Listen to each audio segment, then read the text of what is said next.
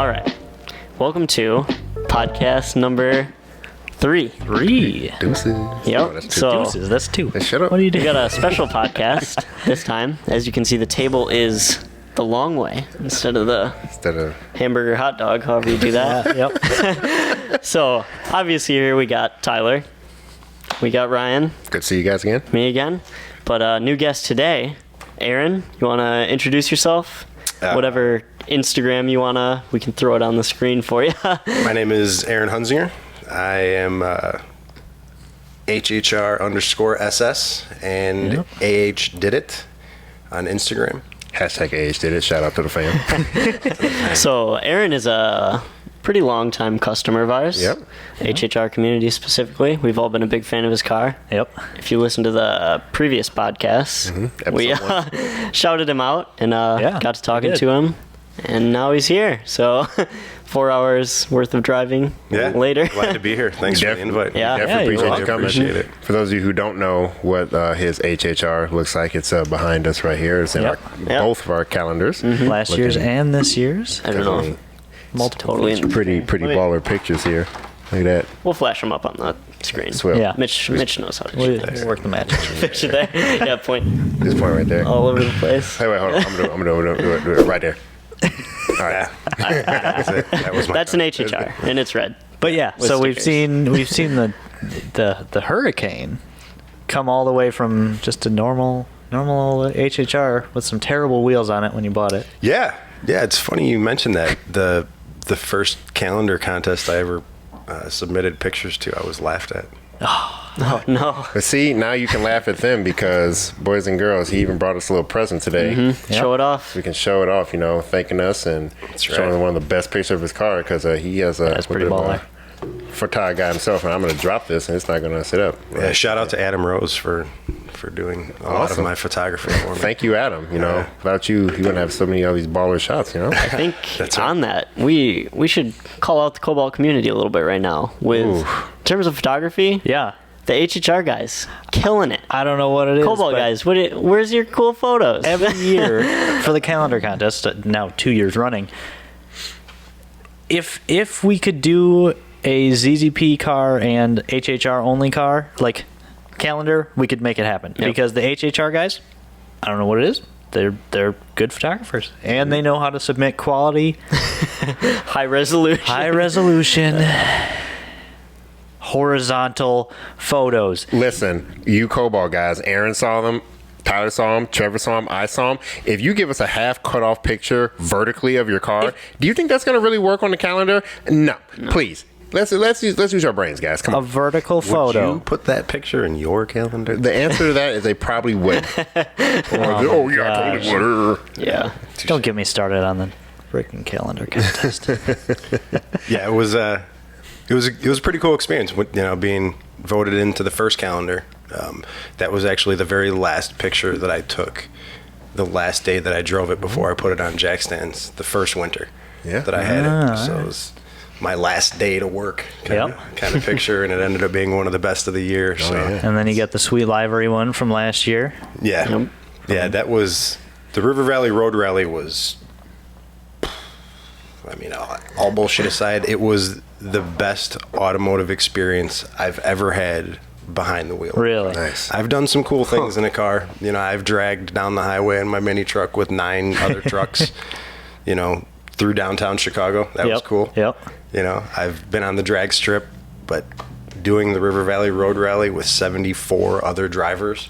And some cool cars. Like some legitimate cars. I mean, 50% of them were all exotics. Lamborghinis, Ferraris, Audis, all sorts of really nice stuff. And then you got a Chevy HHR. Yeah. And actually the guy that came in first place was another excellent longtime customer of yours, Mike Harvey. Yeah. He actually messaged us about it too. So Got to meet him and you that a couple years ago when I went to see That's right. One of the only times I've ever put my car down the drag strip was next to Mike. now something. So I think we need to give people who don't know you like a bit of a background. So tell us, first of all, there's 2 questions. First of all, who is Aaron Hunzinger and what is the GMC Hurricane? Tell us all about it. We want to hear everything. Yeah, spill the beans. What do you want to know first? Who I am or who the car is? Well, of course, who you are, man. Yeah. Okay, so I'm 37 years old. I'm 5th generation in my family business. I'm the youngest of 3 boys. I was raised in a normal life. You know, I had a very normal childhood, you know, great parents and everything, right upbringing.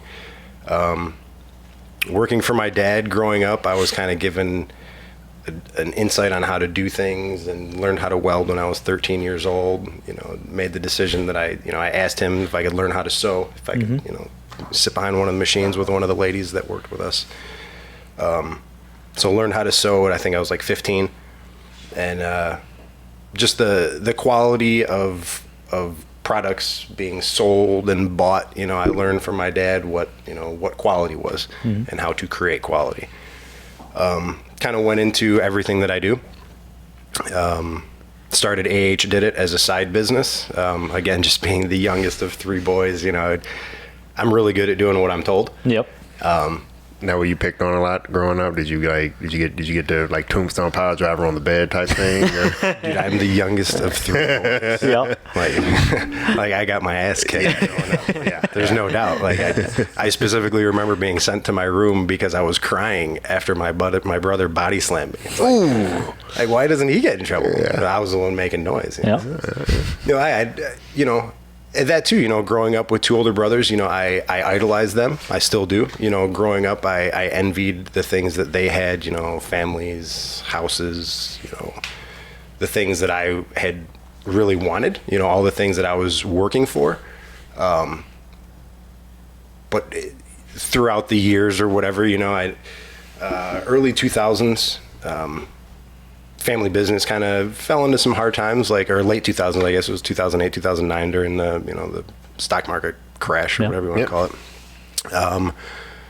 Business wasn't doing too well, had to move out of my house, had to move back home, and it's kind of a down time in my life, kind of a bad point. I had my girlfriend at the time stuck with me, and you know, the basement flooded a couple times while we were there. We lost all of our stuff, and oh man, you know, shout out to the loyal girlfriend, dude. Right, no doubt.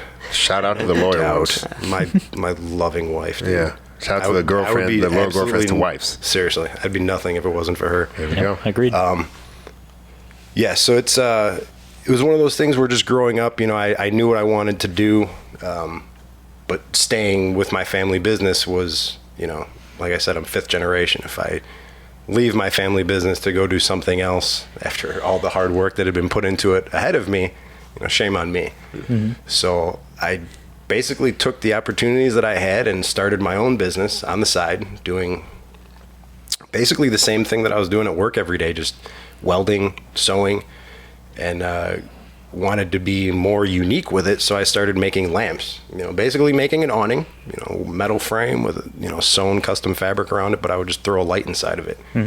And started playing with shadows a lot and contrasting colors and graphics on the inside of the fabric so they would only show up as a shadow when the light was on. And yeah, nice. Yeah, I did 114 lamps. Holy and never shit. duplicated a single design. Wow. So That's a lot. Speaking of design, so you brought something for people to see, right? Like, you brought some. Yeah, you got put that thing on the table. Like, you showed it to us. And Yeah. This thing. So just like a true maker. Crafts. Dude. Hey, I would show up to any of y'all houses in that. yeah, no, you're scaring kids. Dude, that's fucking awesome.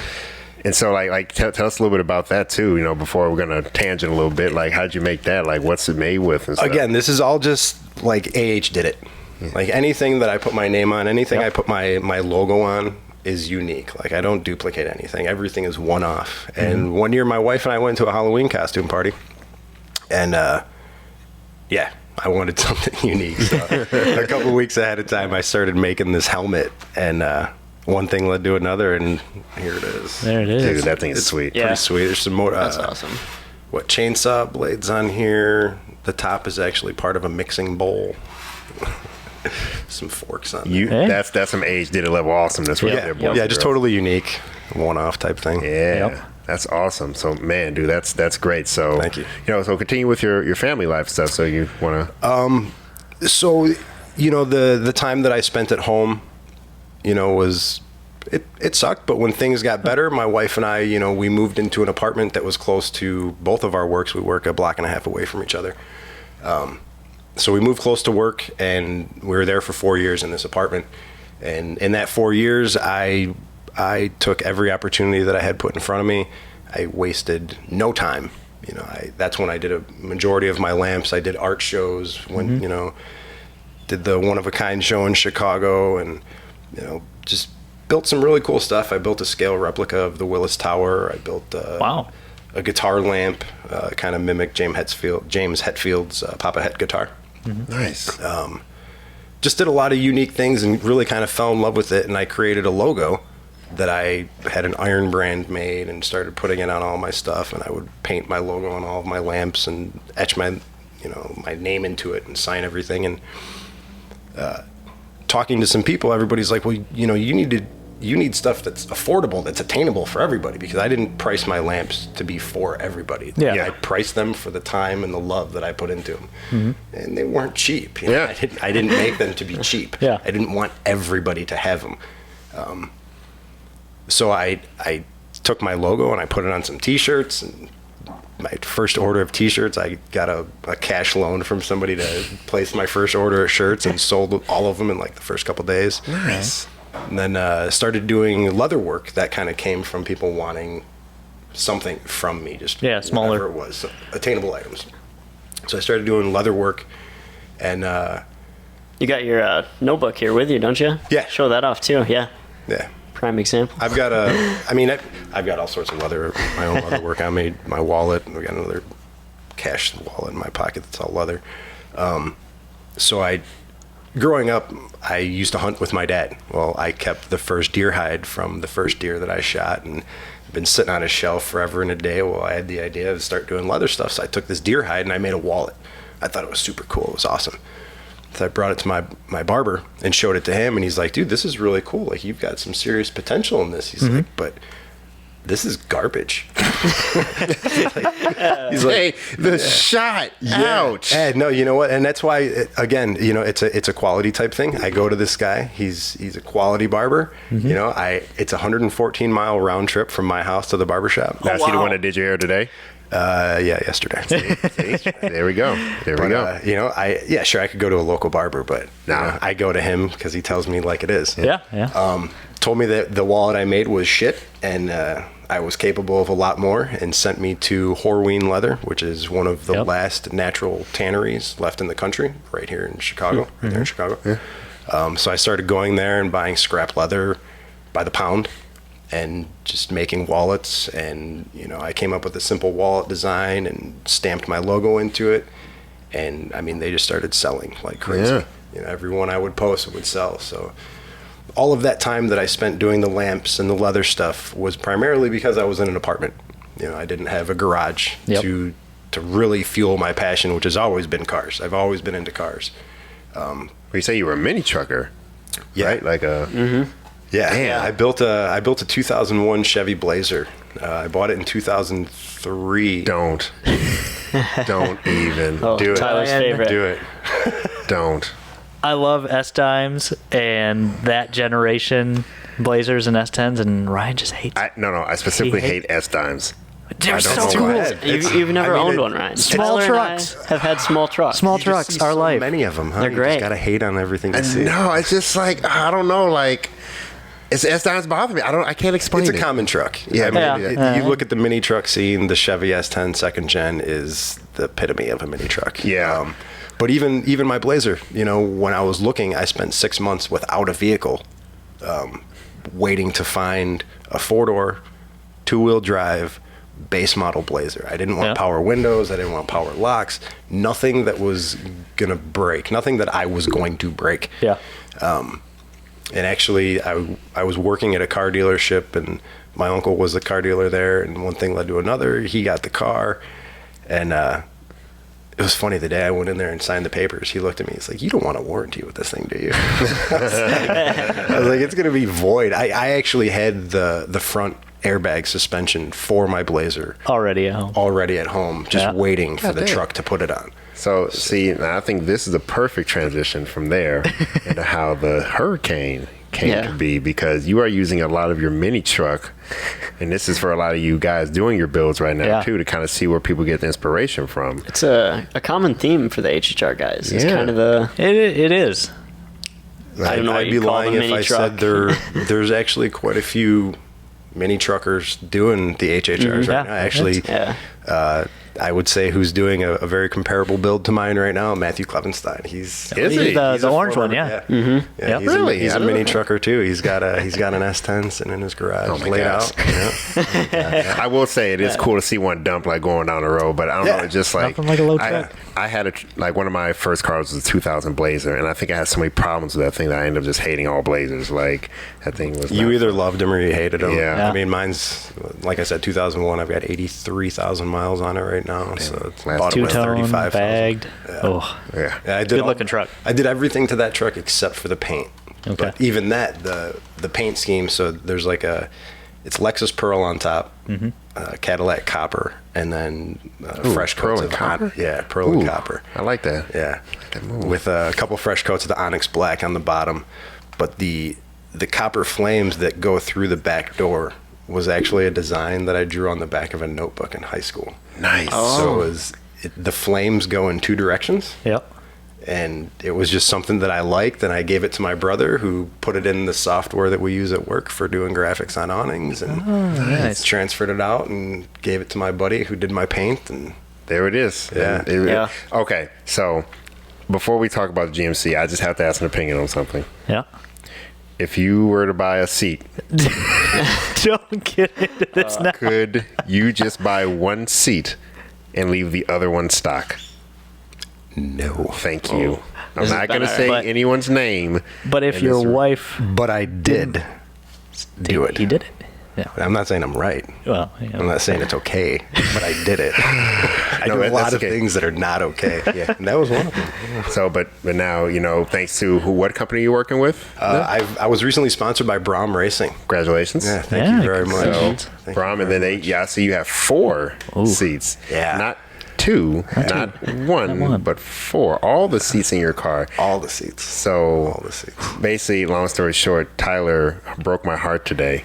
And he's talking about getting 1 seat for his Camaro, just 1. For now. Because he's listen. Erica won't wait. No, Erica will. I like to take the Camaro places in the summer. It's a sweet car. We go a lot of places. We travel a lot. We're going to get this figured out. And Thank you. Erica likes to recline and relax in the passenger seat. And I think if I have a fixed back race seat, she won't want to ride in the Camaro. So I'm going to get 1 seat first, put it in, see how she likes it, and then we'll see from there. But why is it got to be a fixed back? I'm team fixed back. Yeah. I'm the recliny boys. I will be okay, I think, as long as they were matching.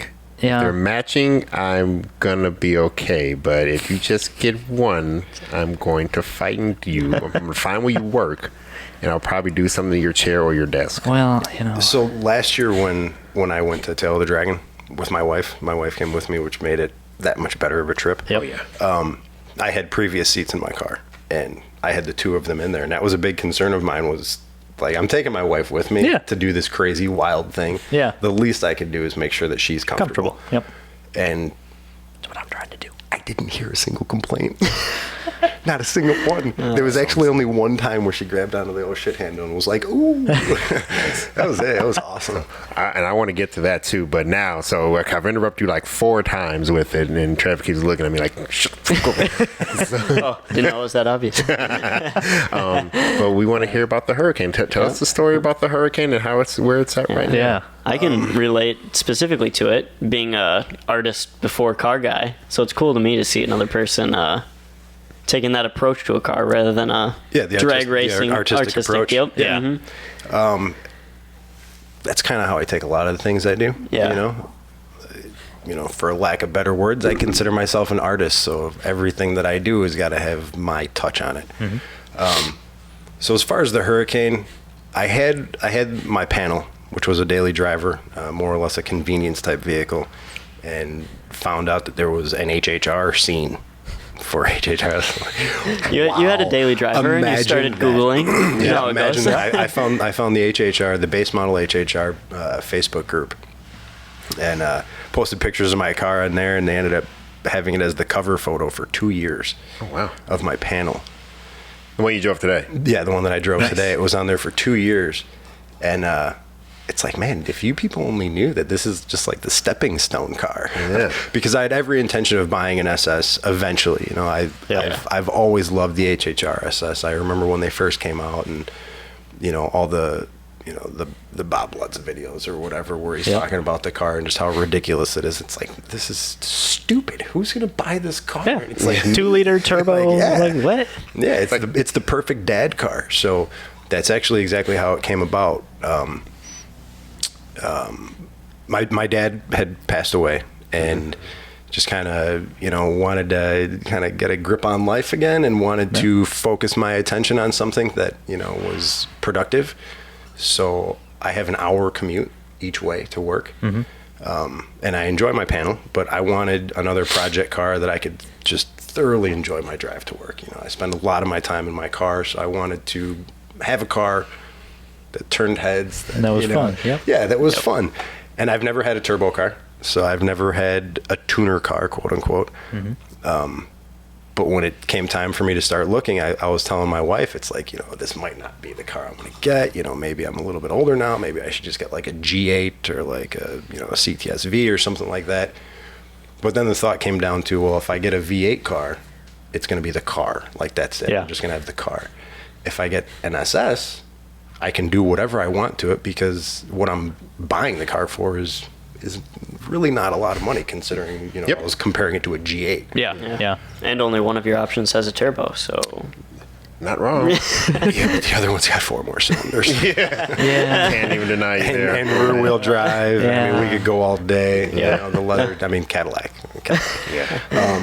So I was looking at 3 different HHRs, and the one that I found just so happened to be in Chicago. And I went to the dealership and was, you know, looking at the car, you know, popped the hood. I saw that the brakes were covered in surface rust, so I know that it hadn't even been test driven in a while.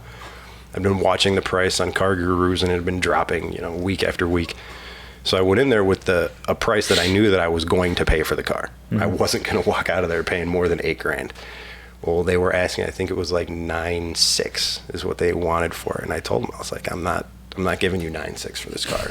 Like, I know that you didn't pay any more than 5 for it at auction. It's got aftermarket wheels that are killing it. Like, I would consider giving you a different price, but these wheels are hideous. That's going to cost me. They were awful. They're so bad. It took me forever to even sell them. Watching your for sale ads on those wheels was hilarious. The questions people were asking me, like, will these fit my boat trailers?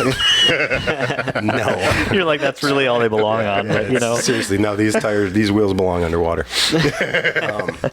So I found the car, and I left the dealership that day without it, and they called me, and they're like, you know, we'd like you to come back in. You know, we're willing to negotiate on the price. And I had already gotten a check from the bank, and they were gonna get money from me, and I was going to leave with that car.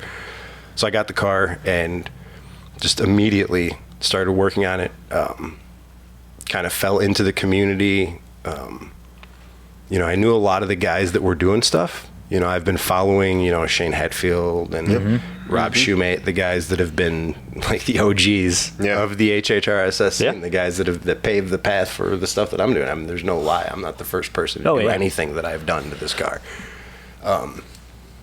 So I made a point of them knowing who I am.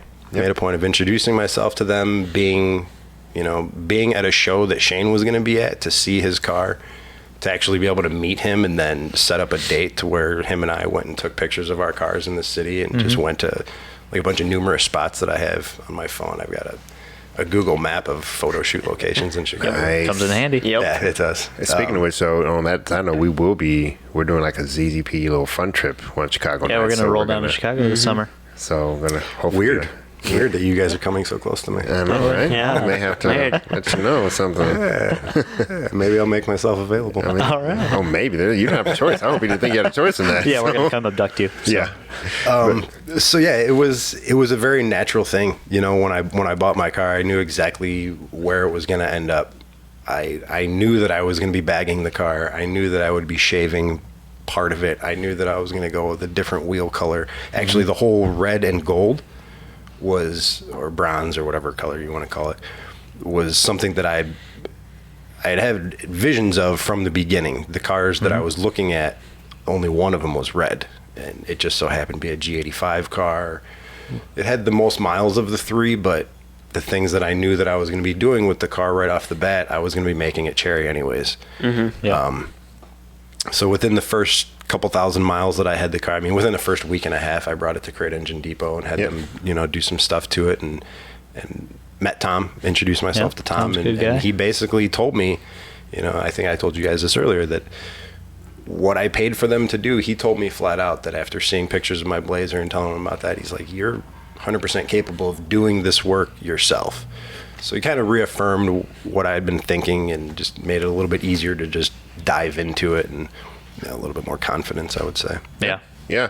Tom's a really nice guy. It's been almost 10 years I've seen Tom, because I met Tom when I had my LSJ, and I went up there. He did my stage 2 kit at the old Crate Engine Depot. So, but he was before the LNFs were even out. But Tom's good people, and he's kind of laid back in the community now, but he's been, he's always been a key center point of it. And he's really, again, he's staple. Very knowledgeable guy. Very knowledgeable guy, very supportive guy. His son too is super nice guy. Matt's a nice guy. Yeah, for sure. But yeah, man. So and we've watched the HHR just go from this, and so I think a lot of people want to know, well, why GMC? What's the GMC name come from? Yeah, I know you get that a lot. I do. It's the number one question. It's the number one everything about the car. I mean, that's how I got the attention that I now have, is because of the GMC badges. But again, just I bought the car after I lost my dad, the whole focusing on all of, the positive things in life. I kind of wanted to dedicate a lot of what I was doing to what he taught me. I remember. And he always drove GMC trucks. So it was just kind of a natural thing to, I remember I posted a picture on Instagram and deleted it, actually, because I didn't want anybody to take the idea.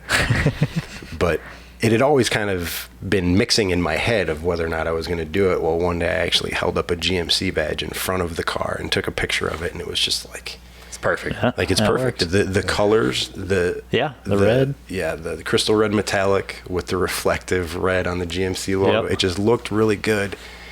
It meant a lot to me. It felt good. So I just kind of went with it, and then. I'm sure a couple people will remember that picture, the first calendar shot. I called it just the GMC wagon. I still have the SS badges on it, which was it was just the idea kind of birthing itself a little bit. It just started up and everything. Because I was actually one of the first people you talked to here. Because I remember it was on Facebook, actually, so we talked and you told me about your dad, and I was like, dude, this dude he's trying to do some cool stuff and just have fun with the car, and we want to help as much as we can. And then I kind of creep, so I'm kind of a little bit of a Cobalt and HHR elitist. I mean, anyone who knows me will say, definitely a big elitist asshole.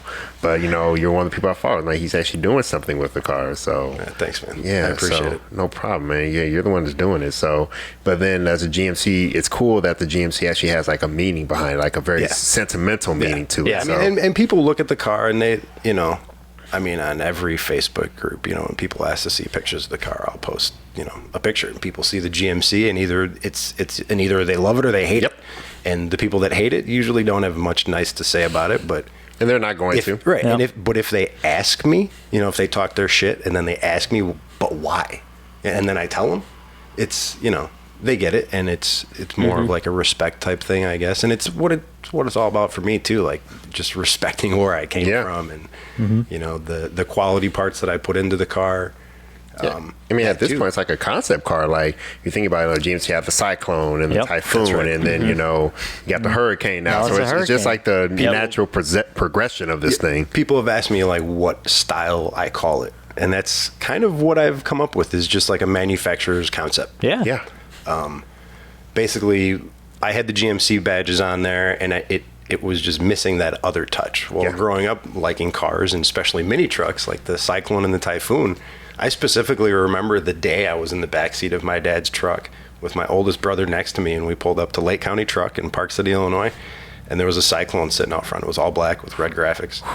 And I was just like, oh, that's a cool looking truck. And my older brother's like, yeah, that's the GMC Cyclone. It's, 260 horsepower, like all-wheel drive, intercooled turbo. And it's like, he's telling me this. He doesn't know shit about cars. Yeah. It's like, well, if he knows what this thing is, this is probably something I should know about. Yeah. And like really fell in love with the Cyclones and the Typhoons.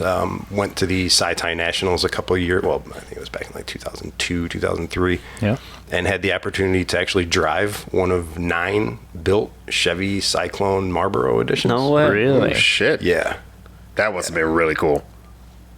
Yeah. Not as fast as the Hurricane. Yeah. Yeah. Well, No doubt. Yeah, no doubt. I mean, it was a fun truck, heavy as shit. But first time, those things were quick. first time behind the wheel of a Cyclone or a Typhoon, and the only one I've ever driven actually was one of 9.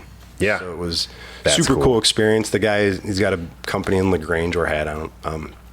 But yet, when the Hurricane or the GMC needed that extra touch, it just kind of fell into place. You know, you got the Cyclone, the Typhoon with turbos, GMC. I got this turbo thing that I'm calling a GMC.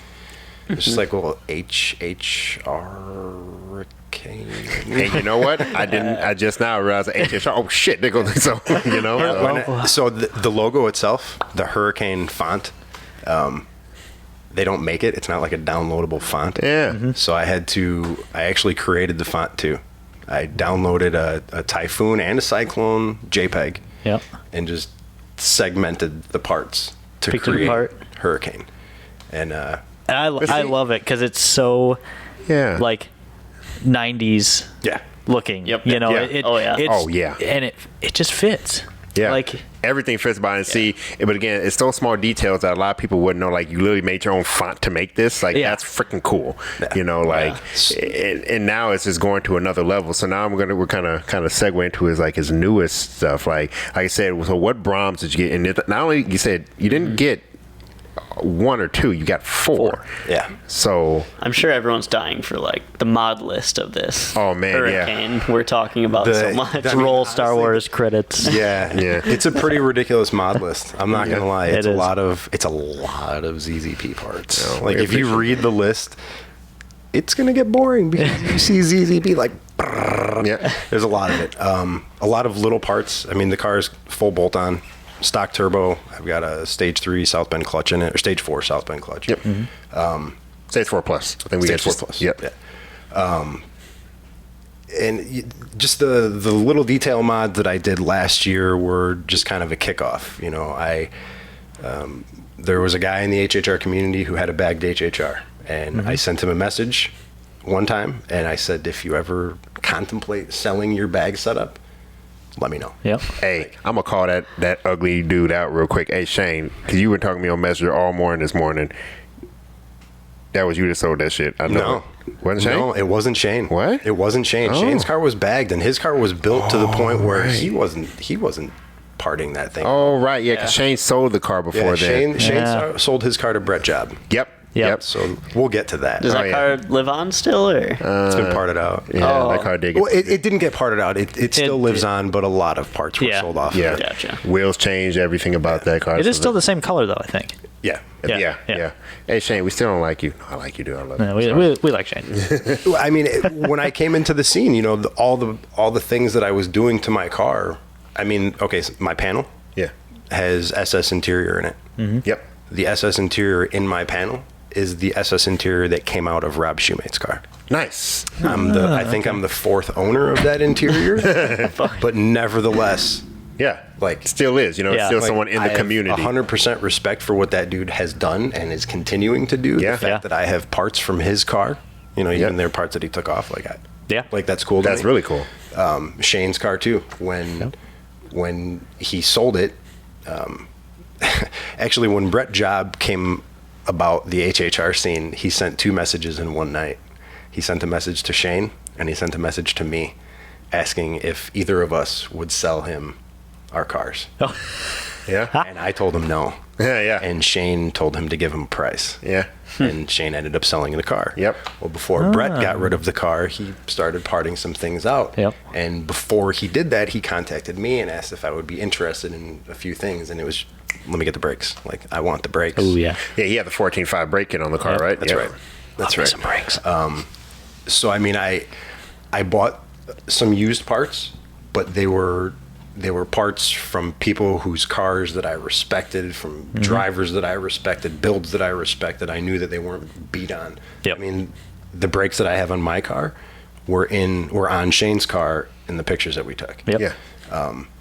So the fact that I have a connection to any of these guys for any of their parts, it's pretty cool. That's one thing that I have loved from the Cobalt community. Like, even though it can be immature, as any of them can be, but me taking my base model and basically making it an SS clone, I have seats from Adam Voss.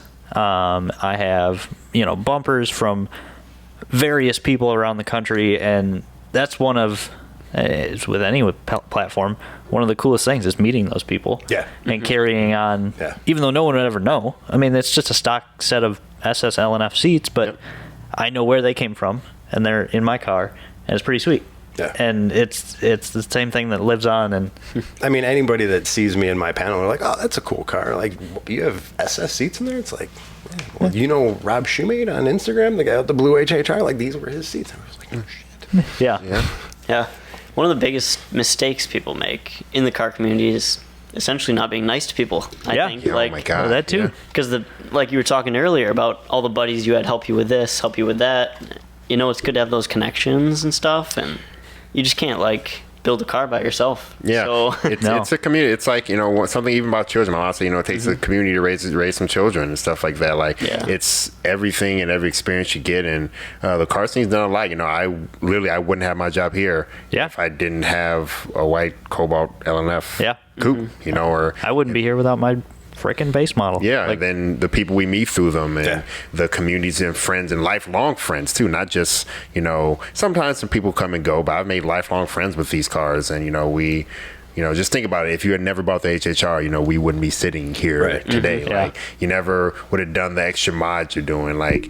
It's all the little small things that come together to make every single unique build. Like, Trevor is kind of like under keys, not really in our community, but he's like in the Mitsubishi community. He has a rally yard. He has one of the top rally yards in the country. Yeah. It has Voltex wide body on it, and people ask him every day, how do you get it and how do you do it and stuff, and not top in speed though. Yeah, disclaimer, it's slow. But. Yeah, but at least it looks dope. Yeah, one of the coolest looking ones out there. So but the details. I mean, the small details that I get help from the community. When I bought my car, I didn't, like I said, I came from an HHR base model, finding out that there was even a community for that, and then finding out that there was an Ecotech community. Yeah. Yep.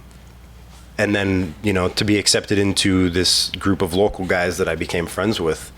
I mean, like you're talking about the friends that you make. I mean, these guys that I consider my close friends now that are all in this Ecotech community. I mean, I've had conversations with them, in our private group chat about, not only how proud I am of, the things that I'm doing, but, what all of us as a group are doing. Oh, man. And it's not to sidetrack, but, it's something that, drives me. Yeah. That, if somebody tells me that what I have done has inspired them, and we're in the same mixing bowl, I made a comment in one of these groups and about how the group of us were doing big things. And there's other groups in other parts of the country doing other things, but I feel like us here in the Midwest, we're doing some really good things as a group. And when I made that comment, I was called arrogant by one of the guys. And I'm not going to name names, but I was called arrogant. And that pissed me off. Don't get it twisted. I am not arrogant. No, anyone who talks to you knows different. I'm confident. Yeah. There's a huge difference between 100%. Confidence and arrogance. And 100%. The people that I find are hating on what I've done are lacking confidence. Yep. So the people that I find myself being, magnetically attracted to, my buddies. I mean, Joe Hutchcraft. I mean, the things that dude is doing with his HHR. Oh my God. Yeah, super cool. Yeah, that he's a really nice guy. I see him post and stuff like that. So yeah, he's a really cool guy, and it is cool to see because kind of Tyler, what you said earlier, the HHR community, like I said, they're kind of like mini truck guys. They're kind of come over versus very much so. The different scene. Creatives. Yeah. I mean, Joe and I have spent I mean, many nights just sitting in my garage, working on this or that, and he'll look at my car. The spoiler that I'm doing right now. Oh god, that spoiler is so cool. Like if you guys haven't seen it, I think it's crazy because he gets asked about it. Like because I lurk a lot. Like I'm on pretty much every group I'm in. I see people's posts. I see people talking shit. I just scroll past them and whatever. Yep. But I'm always kind of keeping tabs on people, but everyone, you make one for me, and then you're honest, you're like, dude, it would cost way too much. Yeah, no, I have no interest in, like, I didn't duplicate my lamps. I'm not going to duplicate the car parts that I'm custom making. Yep. Mm-hmm. But so that too, when I did my first spoiler, I made it out of fiberglass. Like I'm grateful to the Ecotech community for giving me the knowledge that I've gained to that point. Yep. To where when I built the spoiler, I put a folder together of 65 process pictures, and I posted it on every single Ecotech page that I was part of. And I said in my comment, like, don't ask me to make you one. Yeah. But here's 65 pictures if you to really build want. your own. Yeah. And if you can build what I have done, then take these 65 pictures and build one better than me. Yeah. Like, I don't care if you can do what I can do, but if I can inspire you to do something better than I've done, we're good, man. That's what's cool about these guys that I'm, patting around with their cars. And, there's a lot of us in the Chicago, Milwaukee area that we're doing things. And I mean, me and Joe, like the spoiler. So we're sitting there and I was throwing these ideas off of him and just talking about what I wanted it to do and how I would like it to be removable. I wanted it to be bolt-on. I didn't want to weld it to my car for many different reasons. I just wanted it to be a bolt-on piece. GMC wouldn't have molded a spoiler in. They would have bolted it on. Going back to the concept. With some tape. It's so cool that you had a vision before you even bought this car, probably years prior, and you've just been going along the same route, Yeah, like I said, when I submitted pictures to the first calendar contest and I was laughed at, like I laughed at those who were laughing at me because it's like, that's fine. Like, you just don't know. Like, you just don't know what I'm going to show you. I'm not going to talk about it. I'm not going to sit here and blow smoke up your ass. But I'm going to show you. You can sit back and watch, or you can sit back and talk shit. Yeah. But if you're going to talk shit, you're missing details. But see, and that's why like a lot of that stuff hits home very close to me, Aaron, because the same thing that you're going through kind of happened to me too. Like what I talk about a lot, like I've become jaded in my long time in the Ecotech community. Like when people tell me like, oh, I'm going to do this, I'm going to do that, I'm going to do this, I usually write them off. I'm like, you're not going to do that, because if you're telling me you're going to do that now, you're not. It's always those, and then I got this factory. I'm going to give him a shout out. His name is Milt Alberton. He actually told me, well, walk quietly, but carry a big stick. Yeah. And that is exactly what you're doing. You haven't been talking about it a lot, but then as of this winter build, you're kind of showing it, but you just started doing it. And the people that just start doing it are the ones that, And I mean, that too. I mean, I have no secrets with this car. I say that all the time. I have no secrets with this car. You want to know who I bought a part from, where I got a part from, I'll tell you. Yeah. I got my sponsorship from Brum because I actually wrote them a letter applying for a sponsorship. The first time I've ever done that with this car. I did it countless times with my mini truck. Yeah. And never even got a single response back. This is the first one that I put out with this car, and they responded with fucking excitement. Yeah. They were excited about what I was doing. Yeah. And it was cool because I remember you messaged me about it. We were bouncing ideas off each other and things like that. And I was like, dude, if you can, I know it's costly, but if you can afford doing four, that's the four move. In a wagon. Yeah. That's the move. So just to make sure that Brom knows which seats did you get? I went with the Brom Racing Elite. Okay. So they're the Elite seats, the black with the red stripes, red stitching. So it's got a carbon fiber insert right there at your crotch. The whole back of the seat is all carbon fiber material. Nice. And so how they feel, like it's actually a good quality seat? They feel great. Nice. They feel great. I'm not going to say the name of the seats that I had in there before, but they were secondhand seats. Yeah. And I bought them cheap. But again, I knew where I wanted to take the car. I knew what I wanted to do with it. I knew my wife and I were going to tail the Dragon, and I wasn't going to go out there with her feeling any form of uncomfort. I felt really guilty that I didn't have a second harness in there for her. I only had the one harness. Yep. That was, with Brom, I've now got 2 front harnesses. I'll be ordering 2 more when I do the rear harness bar too. Fantabulous. Yeah. So now does it have a place for the kid seats to kind of like? Are you making those? No. Actually, if you remember the giant bracket that I made for the rear, I included 2. I welded 2 metal hoops, so I can still put the car seats in the back of the car. Look at that. Can you imagine going down the highway, seeing this, slammed family of 4, kids looking out the window, waving at you, and he's tubbed, aired out and stuff.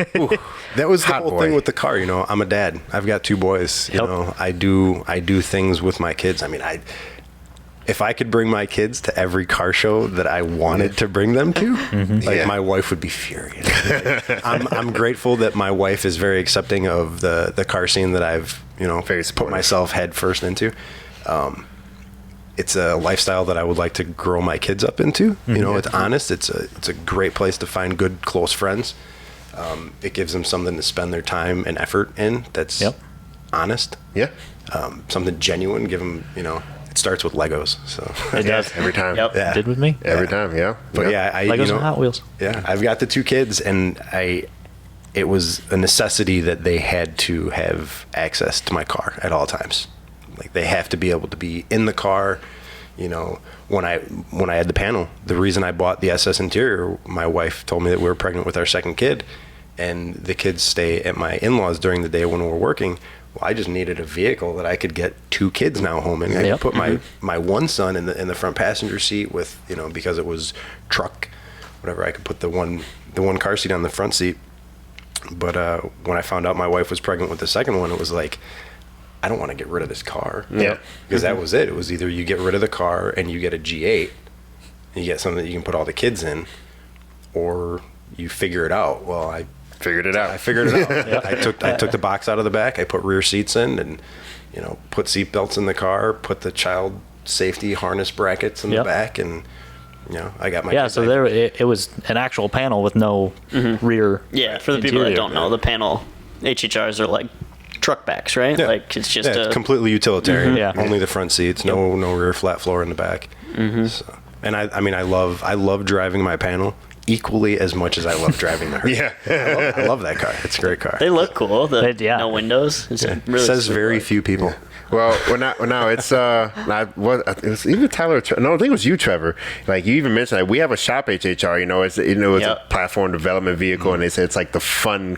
They're really fun and really unsuspecting for people. Like people get beat up on by the HHRs, and they're like, whoa. If I can choose to drive a car other than mine here, it's the HHR SS. Yeah. Let's get a 6758. Thing rips. And you have to smile because it's an HHR. Yeah. So makes turbo noises and all that stuff. It's fun. It's awesome. I mean, running my car in the River Valley,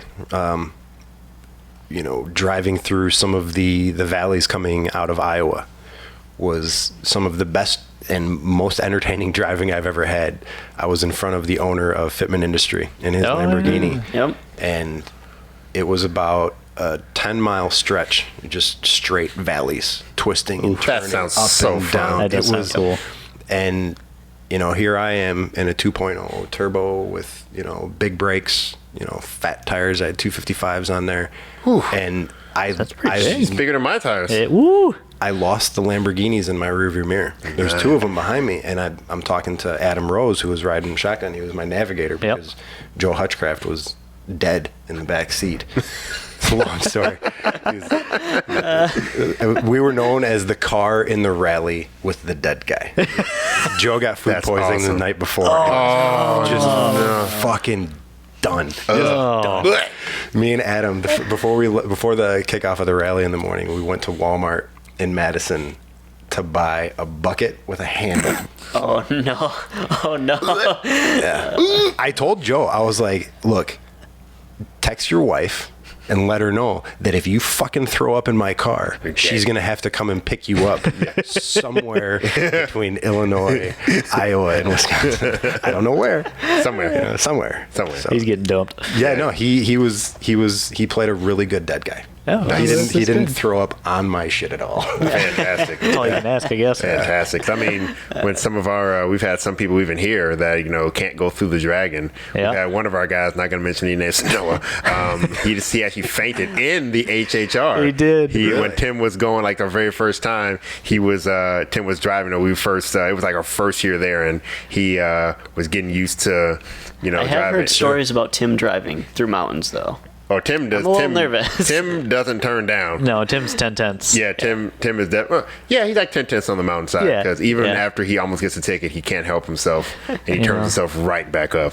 Yeah, it's the HHR is a hard car to tame yourself. Oh, it's fun. They're super fun. And the sense of speed is different too because you are in a truck seating School position. thing. Like You're sitting up high. Yeah, you're sitting up high, and it's not as sports car-y. So, which is something that I fight with all the time. It's like it doesn't matter how low you make an HHR, you're still in a truck. I do remember in Shane's HHR because then I went out and hang with him for a while, and it was when he has bags on. So I was like, dude, I want my friend.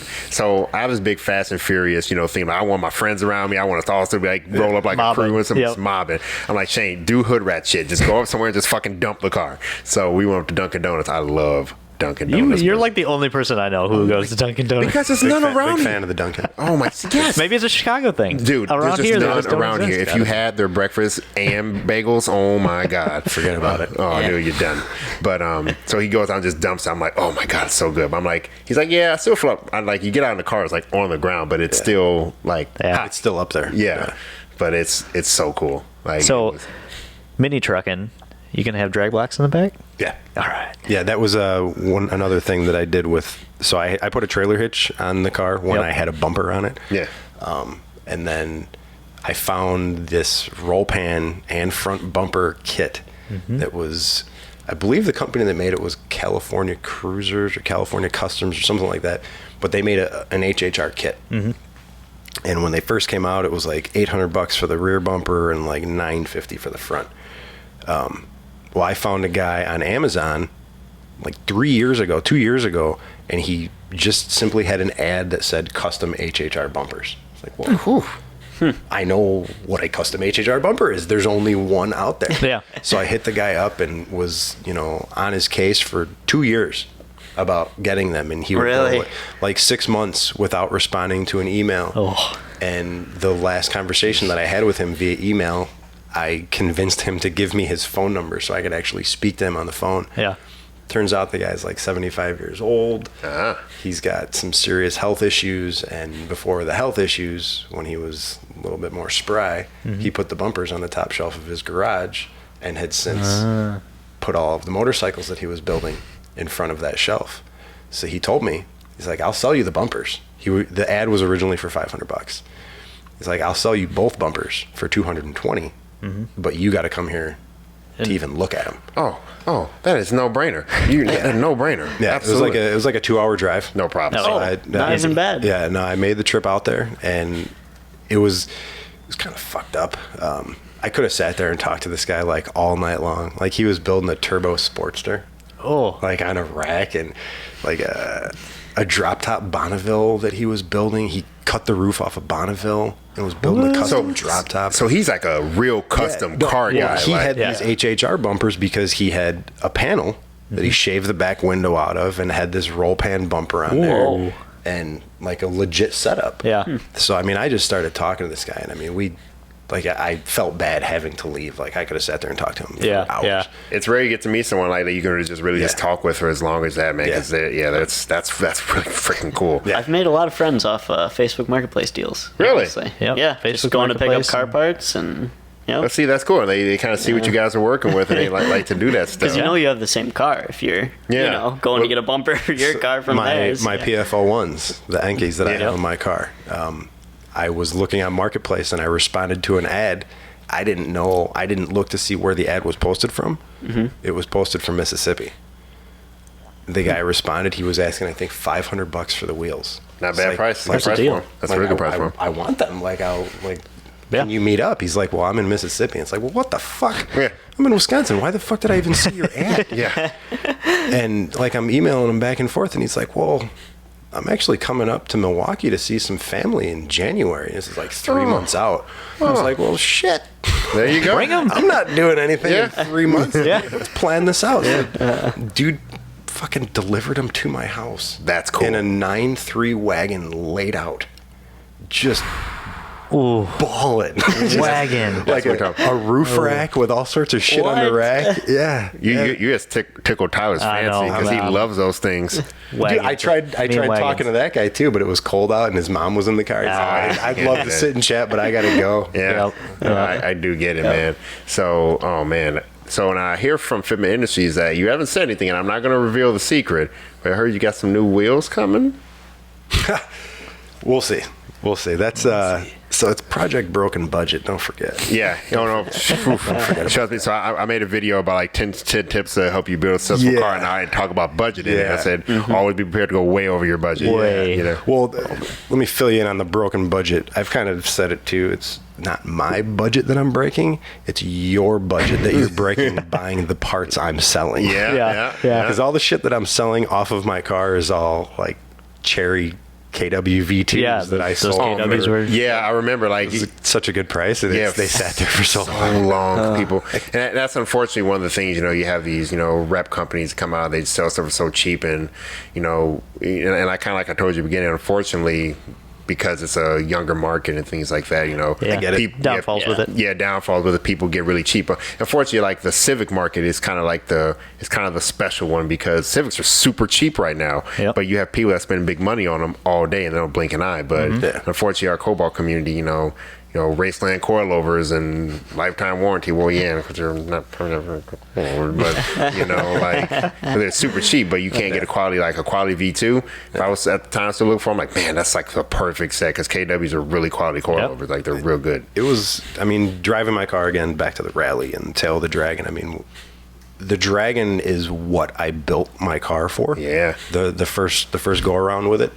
Not a bad thing to build a car for. No, not at all. It's such a fun trip. I mean, I get the most shit that I hear from people is the things that I've done to the car as far as performance wise. It's like I haven't really gone into the motor.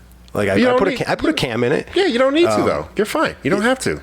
I don't need 450 horse to run the Dragon. No. Like I said, I left those Lamborghinis in Iowa, with like 320 horse maybe.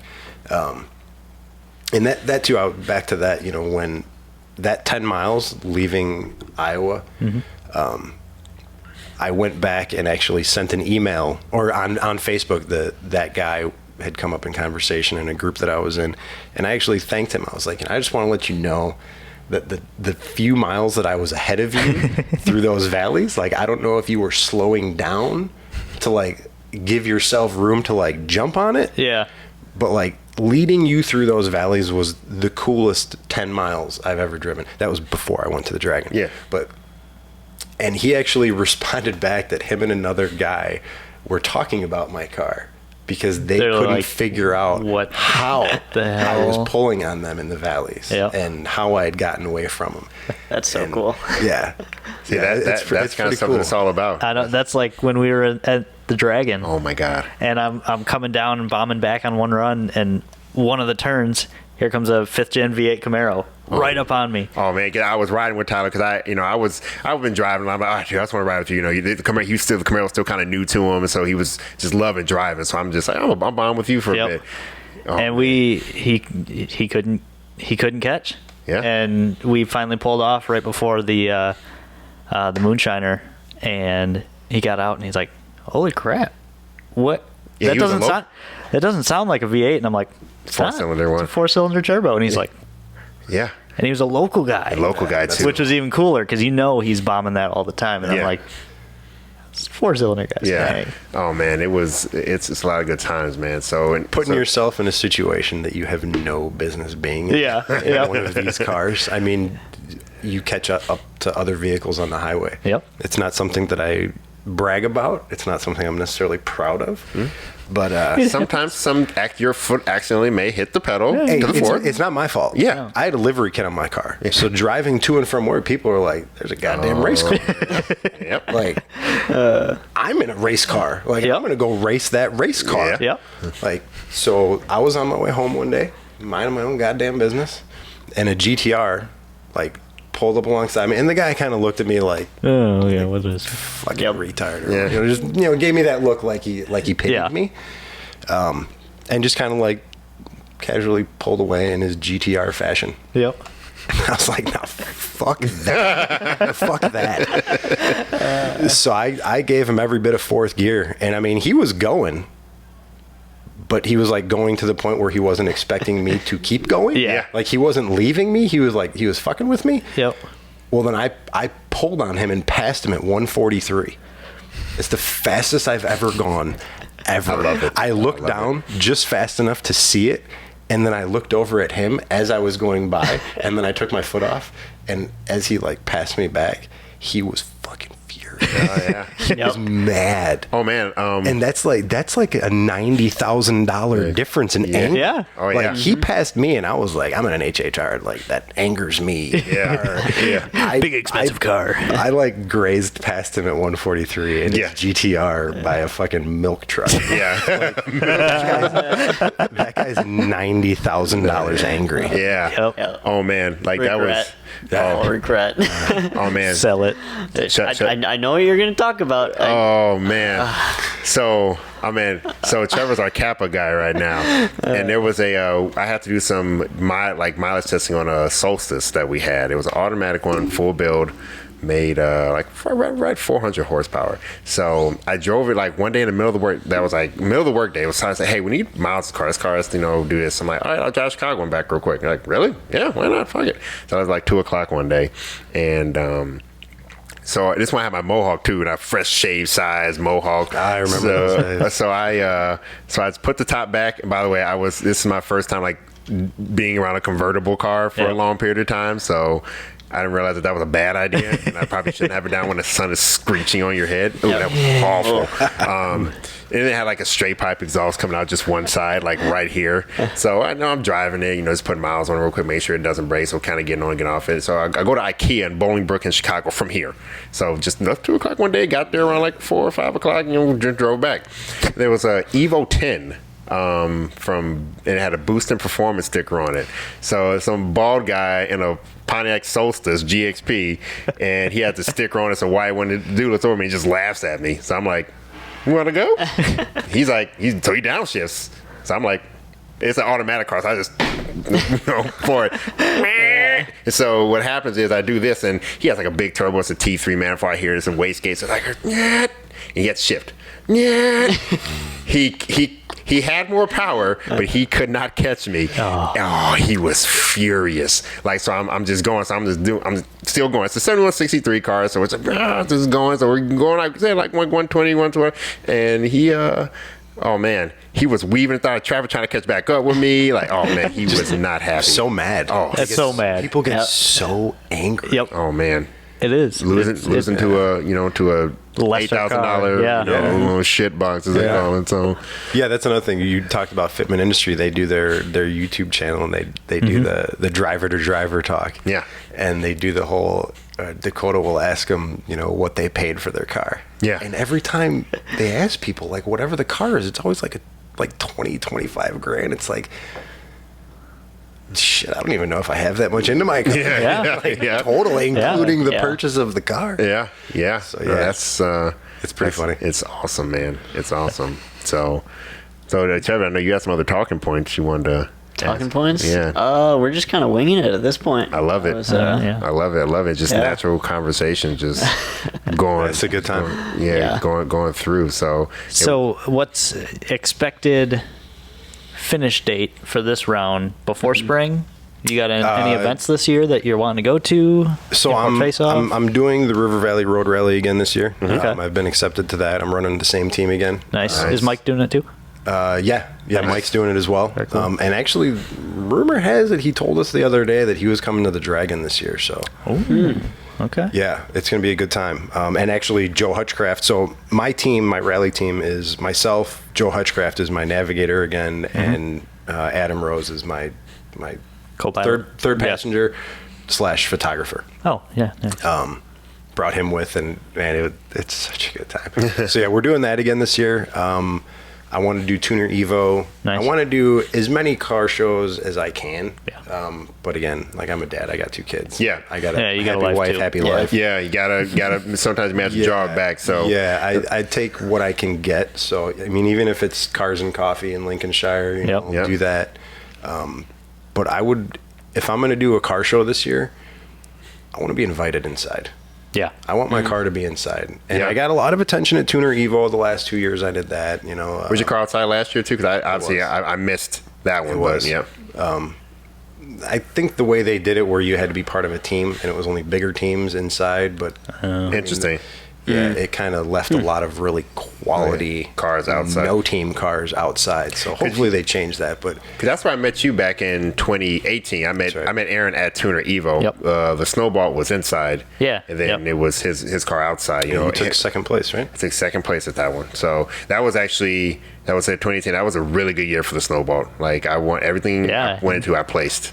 So you know, it's I took a year off, just chill out. So I may try to get back into it this year. But what's that feel like? Oh, felt kind of good. I'm not gonna lie. to take a year off and see me coming up behind you, dude. That's what I said. Like I was telling these guys, all of a sudden I got a shark coming at me. Well, because it was like, you know, the Snowball's always been this. I mean, at least for the last 4 or 5 years since the livery. Really, it is the Ecotech car. It is the one. Yeah. Like that. It's the holy grail. And so, you know, in 2018, your car was very cool, but it was like, all right, Snowball, Hurricane, or HHRSS, and then it's just been like, oh yeah, it's like I'd say, like I'm uppity. I'm real uppity about my car. But I want to park next to the Hurricane. Like, the Hurricane is have a baller. both those oh man, next to like each to have other. pictures of that would be fucking sweet. Yeah, it would be awesome. Like again, and he's the only person I said that he like. Usually, if there's other Ecotechs and thing, again, I'm not being arrogant, but I know like the Snowball has been a part of my life for over 10 years now. Yeah, I know what it is. You know, it has a lot of work, a lot of details into it, but AH did its Hurricane. That one. I can't confidently go into a show and say I'm going to take place over that car. Like I can't do that.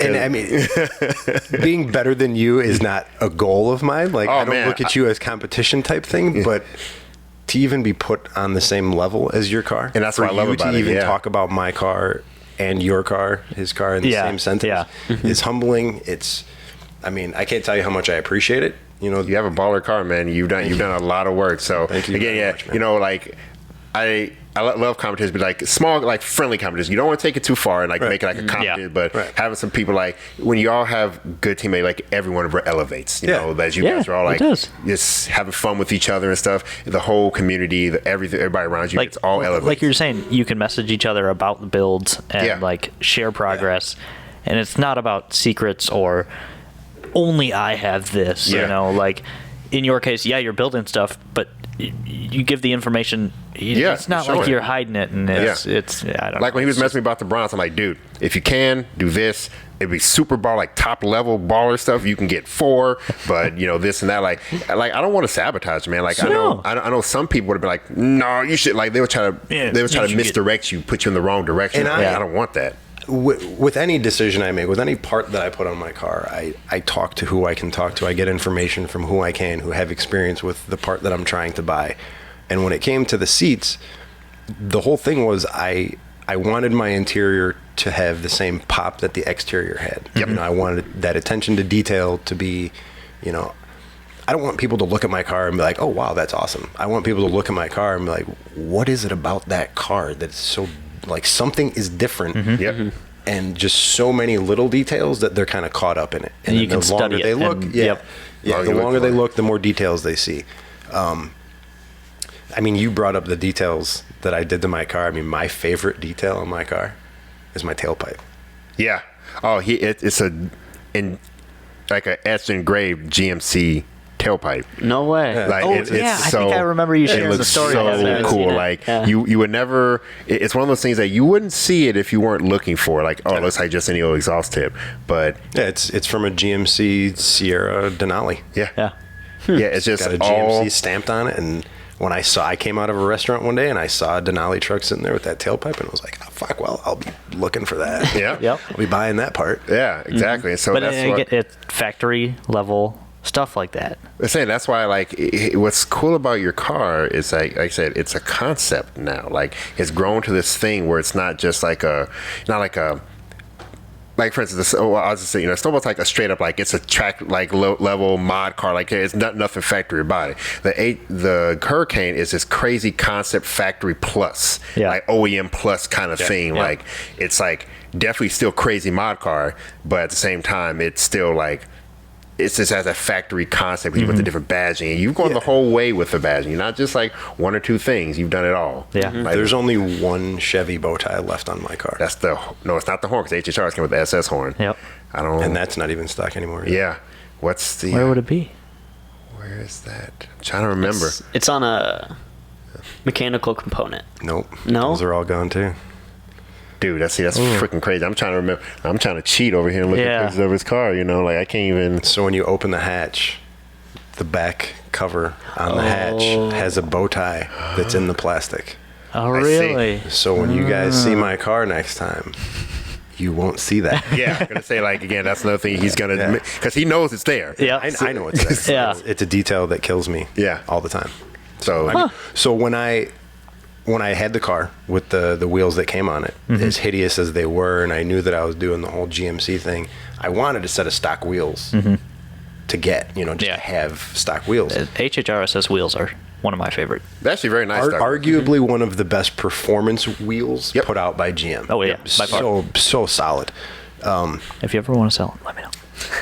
I mean, honestly, I wouldn't sell them just because those are Shane's stock SS wheels. Oh, those are Shane's too. I bought Shane's No stock way. wheels, and the only reason I bought stock wheels was so I could put GMC center caps on. See, again, it's the crazy OEM details plus. like that. Yeah, OEM plus stuff like that. I love that. I love that so much. I had the other wheels that came with the car, but when I took the Yankees off, I'm not putting those back. No, Yeah, no, you can't. I got to have stock wheels. And, I mean, with the suspension, I'm going to be running the stock wheels when I first get the car off Jack's this year. So it'll be sitting on stock wheels. But I don't think that's going to be a problem. No. It's such a tough looking wheel. I'm hoping to get the wheel nice and tucked into the wheel well. So Yeah. I said, I'm at that message. Hey, man, you going to this show? All right, I can't go to that one. All right, I'm still driving the import face off this year. Oh man, car's feeling great. Wash it. So I see Aaron. He waves at me like, "Hey man, I gotta get off here." That way. But all four of us can hop in the HHR. that's right. 4 seats. That's right. We can all just Look at go. Mob. We can just mob in Aaron's car. We can even stop at Walmart and get groceries. Yep. I love it. Yeah. Set up a little picnic in the show. Yes, we can have a picnic. See, usable. Everything is usable. We could do on an on-site podcast. Look at that. Form and function. Oh, that'd be great. So now, like, I think we should.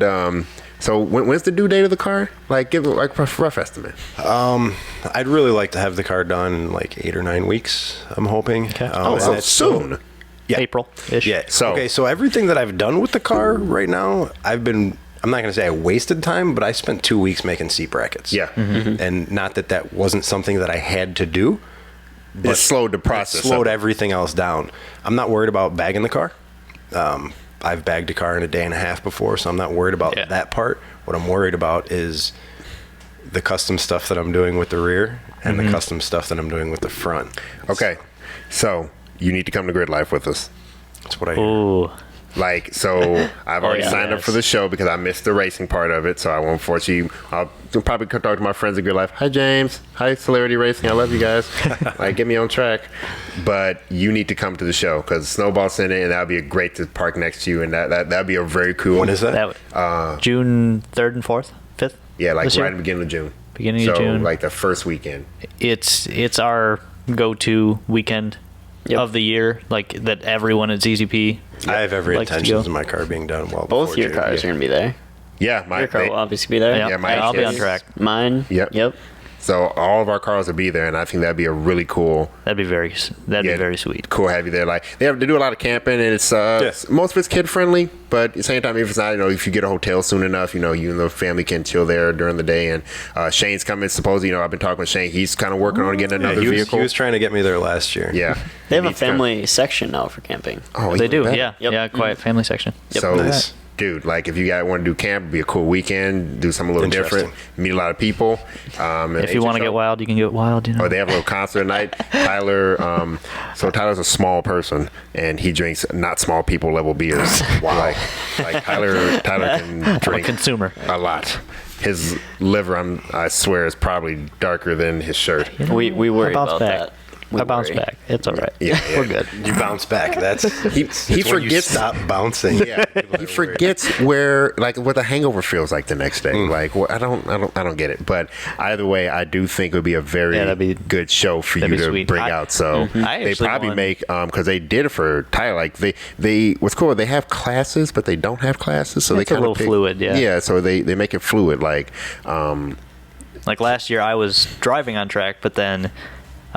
So, you know, Gingerman Raceway has their big paddock, and then the show is over here by a little lake. And I was like, well, you know, I could come off track and I could park in the paddock, or I could see if I'd be part of the show. And last year, the Camaro was fresh. I mean, the wheels were fresh. The lip was still good. I had the wicker bill. The lip was still good. The lip was still good. The lip, by the way, no longer exists. It's gone. It's in multiple pieces. Rip. Anybody that has the word lip with their car Yeah. has dealt with issues. Yep. Yes. Yeah. Yep. And so I applied for the show, and they're like, "Oh yeah, sure. You know, we'd love to have you." So I would, you know, I was doing HPD last year, time attack this year, but I would pull off track and then pull into the show. And I thought they were only going to have a domestic class, and then awards came around, and I was like, "All right, Ashley, let's go." You know, just in case. You know, I didn't really think of anything because they do all the judging, and you know, you don't really see or hear any of it, and they're up there, and they're like, "All right, best track prepared car goes Tyler Vogt in his Camaro," and I'm like, "What? What?" I was so pumped when I heard that. That was so cool. That's awesome. Yeah, it was. So yeah, they like super cool. made up a class. Yeah, because they really appreciated the Camaro and what it done and all the work that into it and everything. So they didn't end up having a domestic class, which was odd, but you know, yeah, it's pretty cool. I got my little Gridlife plaque, and yep. Now I'll just go on being fast this year. Yeah. So then I told Tyler, I said, "Don't get that show this year because Snowball's coming back out and to race and to do that." So. You know, and the ATS looking good this year too. ATS is looking pretty decent this year. We're about to get that thing back on the dyno here in the next few days too. So the car looks so good. You know what's crazy the though? wheels look so good. We our favorite wrap. Yeah, everyone The says red is just insane. It's like subtly more aggressive than all the others. Yeah, Just a little bit. Which is crazy too, because on my Instagram, anytime I post that, it gets like 150 less likes than the Snowball does. Snowball's still king. I know, it's just freaking that car, just whatever it is. But I post pictures in my Blazer and it gets like 40. Yep. What? How? I don't know. Oh, Jesus Christ, that's sweet. I stopped asking questions. Yeah, you just do. I give them what they want to see. Yeah. We give the people what they want. Yeah, that's exactly it. So, no, man, I think this year's gonna be a very good year.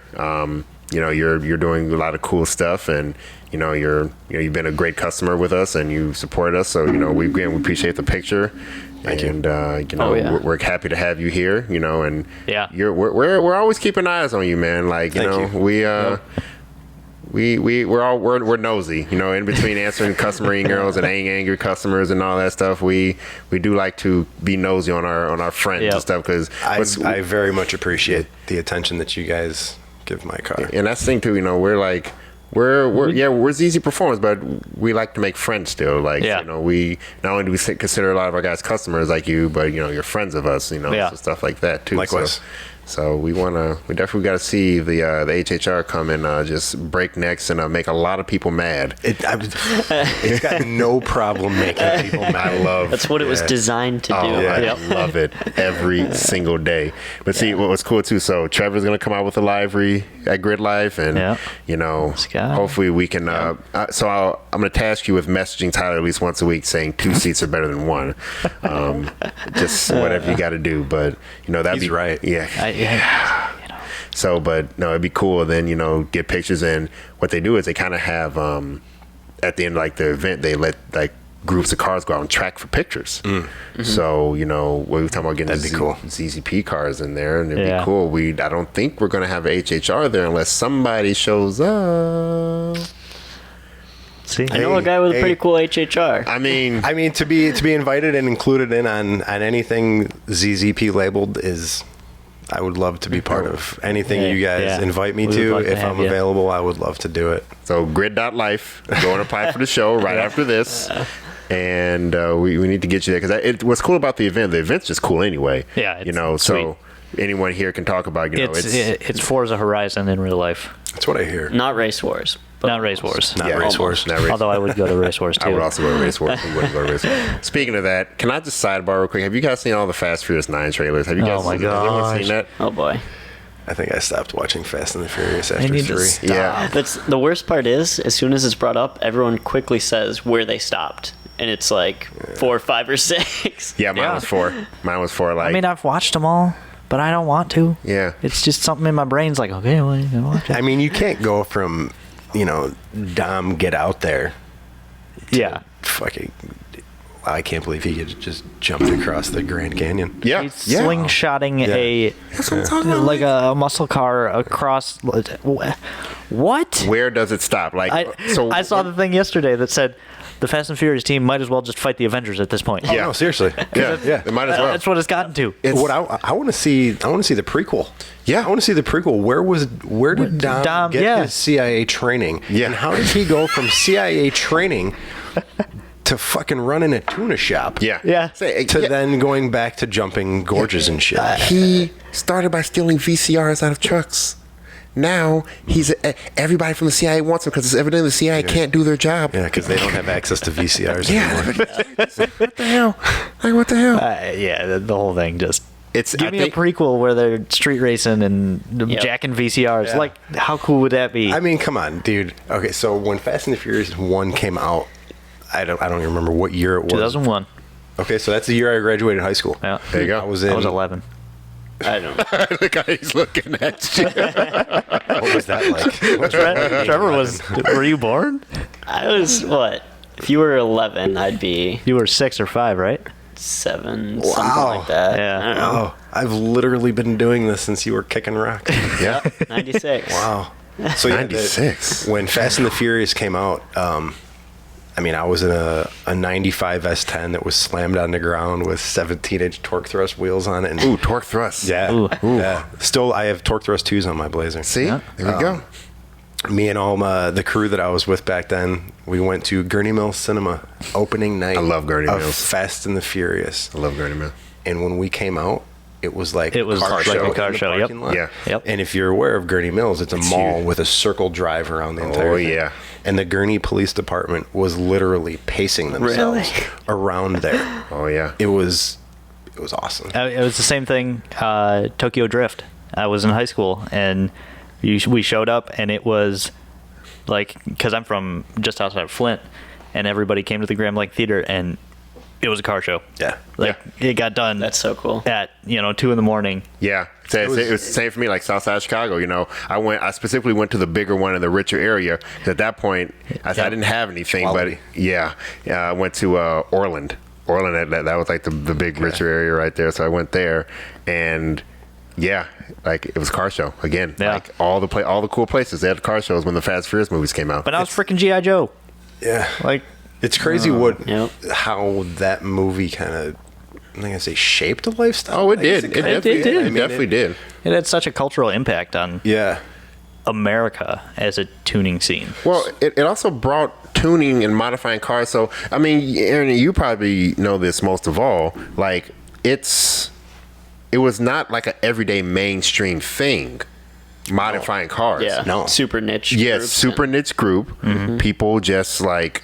That was back in the day when you got pulled over, not because your car was loud, but because your car had something on it that didn't look normal. Like, I mean, you had clear taillights with red bulbs. I mean, they still form and they provide the function that by law says you have to have. Yep. Mm-hmm. But it was different. I can't tell you how That's not many a stock clear car. taillight Yep. tickets I got back in the day. Yeah. But now, like, we even see in some of our customer base too, modding is very mainstream now. Mm-hmm. Like, Extremely. Like, some people do it just for the clout. We don't like to use the word, but for lack of a better word, they're doing it they got to make some Instagram post or something. Okay.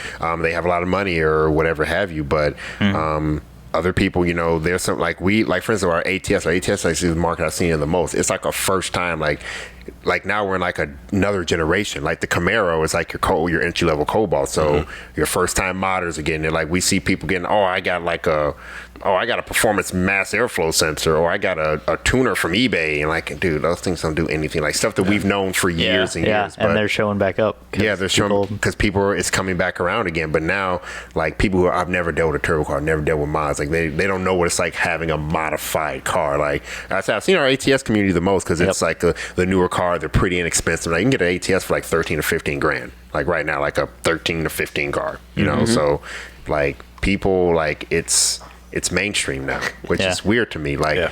You think like anytime I go to meet, it's a bunch of car guys. Like I can see somebody else with like a cool car, and then I'd be a car person. I was like, it's got a car. Yeah, you see it on TV. Yeah, you know, any celebrity, any half-ass celebrity that gets their first paycheck, when they buy that car, they take that car to West Coast Customs or one of these shops to make it unique. Yeah, you know, and shout out to them. You know. More power to them. They got money. You got money to pay somebody to do the work for you, to save you the busted knuckles. Yeah. You know, good for you. Yeah. You know, but not to pat myself on the back, but the people that are doing it themselves in their garage. I mean, that's where it's pretty cool. Yeah. Garage hangs and it's a lot easier to get the passion and stuff. That's what it is. It's just a different way to look at it. I mean, neither are wrong, but and it's not to say that you know wealthy people who have shops doing the work aren't passionate about it. Yep. You know, they may not have the know-how for to it. be passionate in a different way. I mean, shit, if I had all that money, better believe I'd be paying somebody. Dang right, it wouldn't be. Now that was cool. I don't know if you guys saw a post by T-Pain. I don't know if you know, like T-Pain, like we were talking about that. Like the voice, the singer, the artist. He's actually really into cars. Like he's been drifting. Like he doesn't get like a rich car. He got like a Sylvia and like modded out and started drifting. Now he just got a convertible M3. There's a picture of him doing his own coilovers in his garage. Like he has like crazy expensive shoes and like diamonds on, but he's doing his own coilovers. Yeah. Like and that's like, and he didn't post it. Yeah, he did. A friend posted it. Like he's like, I'll admit, I came over to help, but T-Pain did almost all the work, and he told me that he wants to be involved in this and wants to do it, and that's the kind of passion that I don't know I like to see. Yeah, people learning, doing stuff, even if you mess it up and stuff, and just go at it. Trying stuff and trying to do something different, like breaking it. Failing. If I posted pictures of every mistake I made as opposed to every cool thing I've done, people wouldn't follow what I'm doing. Oh yeah. I mean, people only see and I got told this too. People only see the end result. They don't see all the bullshit you have to go through to get to the end result. Like you see what I want you to see. Yeah. You see what I'm allowing you to see. Yeah. What I'm giving you. Yeah. I didn't go and post pictures of all the warped spots that I put on my hatch. Yeah. I warped the shit out of that tailgate. Yeah. I'm not worried about it because I got a good body guy who, when he paints it, he told me that he's seen much worse. He's done worse, Yeah. That's where it is, It's all about the passion and stuff. So, like, in a few weeks here, because I'm trying to light a fire under somebody's ass, try to get his car all ready and done up and stuff like that. So, we're trying because I got a message from Trevor asking me about some shit. We've been talking about some things. Look at that. Things are happening. Okay. trying to give back to the community. Okay. See, I really like that too, because the thing about it is, like I said, it's really good to have an off season because we have time to do it. But however, the off season doesn't last forever, and it will sneak up on you real fast. It's coming fast. Like it is coming. Like we're supposed to get snow. We're supposed to get snow tonight, but like in the next few weeks, it's gonna be March. After March, April, and that's pretty much the start of the scene. Like cars are back on the road at the end of March. Yeah. I mean, it was 50 degrees the other day, and there was bikes all up and down. Oh my gosh, I had both garage doors open, working on my car last Saturday. It was awesome. The whole speaker box thing that we did in my driveway last week. That was, spontaneous, last minute decision. Yeah. Like I pulled the stock sub out because I had every intention. Dan Ryan just modified his stock sub. Mm-hmm. Super clean, super classy looking. I was like, well, that's what I'm going to do. And talking to Shane, like I sent him a link to what Dan had done, and Shane's like, dude, you can't do that. It's like, well, what do you mean? Like clearly I'm capable of doing it. Like, that's what I'm going to do. He's like, no, man. He's like, nothing you have done has been done by 3 other people at the same time. Like, you need to just do something unique, do something custom, take that sub out and just do something unique. So, I mean, quick little, motivational input from him, and now look where I'm at. That's funny because I swear I spend 90% of my time, Shane, talking to convince you out of bad ideas and to make you make good ideas. He sends me some pretty bad ideas too. Oh, yeah. I try and talk him off the ledge every once in a while. I consider myself Shane Hatfield's life coach. Yeah, it's pretty nice sometimes. Yeah, it's like, dude, you're asking me for my opinion. Yeah. Oh man, I've said we've called each other, had like 4-hour conversations before. Like, dude, I'm gonna call you back. I gotta go home real quick. Let me feed the dog. Let me do this. I'm calling you back. We gotta sit down. We gotta sit down. Yeah, if there was a ratio of who I spoke to in private messenger the most, it would probably have to be Shane, because I mean, when I was doing my car, there wasn't anything that I had done last winter that he hadn't already done. The perfect go-to guy. He's super knowledgeable, super helpful. Like he's in the scene. He's come out here and he used to work for ZZPerformance. Right. He went on and started doing other things in Flint. He's come out here and gave me ideas for even my car, and he's like, dude, I mean, he did my retrofits, did all that stuff. So yeah, but man, it's like we can go on forever about this kind of stuff. We still could talk for hours. We haven't even gotten into Star Wars, but... Oh, man. Can I touch on that, actually? Yes. Yeah. Yes. The fact that you guys talked about me the other day in your first video was awesome. I really appreciate it. Yeah. No problem, but the fact that it led to a shout out to Baby Yoda, it's a highlight of my 37 years. That my anything can lead to a shout out to Baby Yoda. Hey, put that shout out right here again. Shout out Baby Yoda with Baby Yoda. We should just do it every time. I've been trying really hard working with Disney, getting Baby Yoda on the show, but no response yet. Yeah, I've heard it's a problem even getting his toys on the shelf. Yeah. Weird. So it's funny. So anytime, Baby Yoda means between at least us three and Ashley. Yeah. They float. The Uggy Duggies and the Chicken Nuggies and stuff. So, but we found they have a life size or a actual 1-to-1 scale Baby Yoda, figure. and it looks identical. But it's $350. $350. We all talk about putting in like $50 a piece and getting it. The question isn't how much it costs. The question is how dedicated are you? Exactly. That's true. That is exactly the question. This isn't just a lifestyle. So yeah, is it a want or it's is a financial it a need? Yes, I don't know. yes. It's like, ooh, I got a car part, a really small car part that costs that same amount. I kind of want to buy the car part first. Or I could buy this practical joke for $350. Exactly. I can totally appreciate that train of thought. Yep. Yeah. Oh man, it was tough. Yeah. Okay, so I think. But yeah, going off you. Thank you for coming. We appreciate it. Thank you. Even more, we appreciate your car. So, Thank you. This is Aaron, everybody again. So, fabricator. Can I? Awesome beard. One thing before we go, Yeah, I beautiful have beard. one question for everybody at the table. Closeout question. Yeah, Oh man. Jedi or Sith? I'm going to have to go with Jedi. Baby Yoda. You get that? Clearly Baby Yoda. Okay, well, Tyler's Baby Yoda. We don't know yet. Yeah. I gotta go Sith. Thank you. Yep, Sith. This is the Sith side of the table. Yep. I'm gonna give into the dark Jedi's. side. I guess we knew. The Force led us to our sides That's of the it. table. Look at that. So I wish if Mitch can make us have lightsabers, like I already got the helmets. Oh yeah. So Can we Mitch, lightsabers? can you give us lightsabers? All right. So I'll let our host. Thank you, everyone. So, Yeah. Thanks for We'll coming catch you out. next week. Went long, but yeah. I feel like it's a good one. I think you guys are gonna enjoy it. So it's a garage time. Let's go around once more. Get the Instagrams and stuff. Yep. So you guys know me, Trevor, Plague Designs, Sky, Kappa, Mitsubishi things sometimes. Yep. HHR_SS as well as HHR AH did it. Yeah. Instagram, Facebook. Tyler at GBRunner24. Ooh, Tyler. So you got Snowball at ZZP, Ryan.D at ZZPerformance, Ecotech, and Customer Service Specialist. And we'll see you guys next time. Peace. Bam. Peace.